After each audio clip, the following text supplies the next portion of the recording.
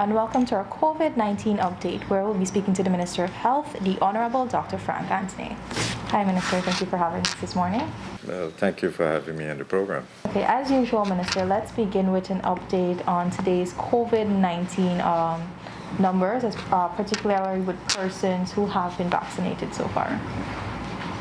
Well, our vaccination continues, as you know, and as of yesterday, we would have had 210,777 persons who would have received their first dose of the vaccine.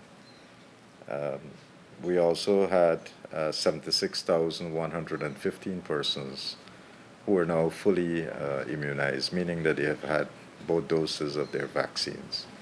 There are a couple of things that I wanted to note. We still have a number of outstanding persons who would have received their Sinopharm first dose, but they haven't come back for their second dose. We have noticed this in Region 7 and in Region 2. So I want to make a special appeal to those persons who in these two regions have received their Sinopharm first dose to come back and get their second dose.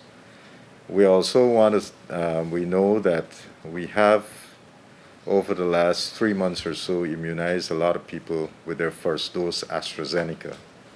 Many of those persons are now due for their second dose, and we want them to come to any one of our vaccination sites because we now have, we have the AstraZeneca second dose to be administered, and we really want people to come and get their vaccines. So I hope people don't delay. Let them come out, get their vaccines so that they can become fully immunized. Okay, Minister. Now, over the weekend, we would have seen a fire break out in the psychiatric hospital in New Amsterdam, with some of the patients being placed in different housing units. Is this being done with COVID-19 measures in place? Well, first of all, it's unfortunate that we've had the fire, but we had some very aggressive psychiatric patients at the Fort Kanji Hospital. We are taking some measures on how we can deal with this in the future. But as of now, we have to take immediate steps to make sure that the patients are housed properly.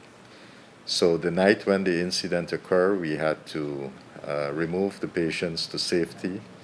Some of those patients were initially transferred to the New Amsterdam Hospital because a number of them would have incurred burn injuries, and we were able to hospitalize them there. We have subsequently made other arrangements to make sure that they're kept safely, and those arrangements we hope would be temporary arrangements. Yesterday a team went down to Fort Kanji. We were able to do an assessment of the damages done to the building, and hopefully we'll be able to start the repairs of that building so that persons can go back at the hospital there. So as of now, we have been able to safely house the patients that have been displaced from because of the fire at Fort Kanji. We are doing so temporarily until we can fix the building and to bring them back to that hospital. We are also going to have a number of people go up as part of an investigation team to have a look at what took place, and that team is supposed to be there today, and they would conduct an investigation of what went wrong and why this happened. And so we should be able to have that report, and based on the recommendations in the report, we'll take additional steps. Okay. Are there any plans to vaccinate those persons in the hospital? Yeah, well, we have been working to make sure that everyone take their vaccines, and so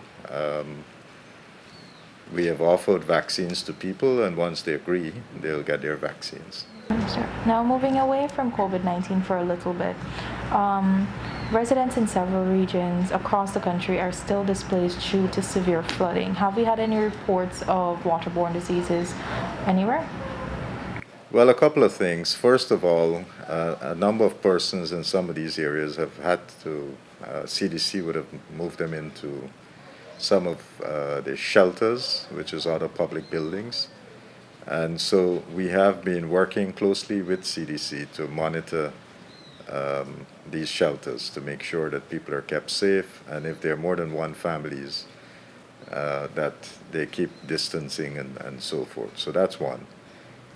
Secondly, all our teams across the region, in every region, they have been monitoring for waterborne diseases. We have sent out to each of these regions medicines and other supplies that are necessary to keep people safe.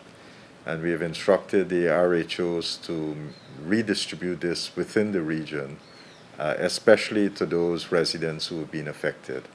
So you would have seen over the last couple of days that persons from health would have gone into some of these communities and would have distributed things like bleach and given people instructions on how to use it to purify their water.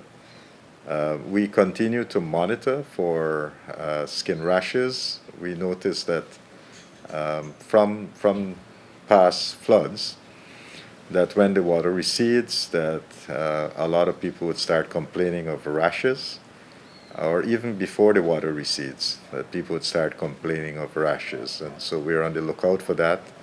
And as a preemptive measure, we have already started to distribute some of the creams, antifungal creams and so forth, just to give people and explain to them how to use it in case these things develop.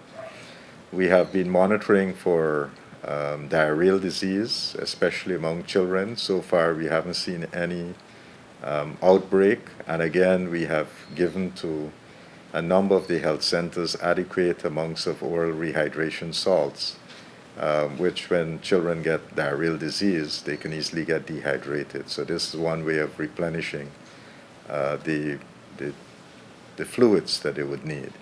So we have been giving out some of those packets as well to ensure that people, if they need it, they can have it within reach. We have also been on the lookout for other waterborne illnesses. So far, we haven't really seen any particular outbreak.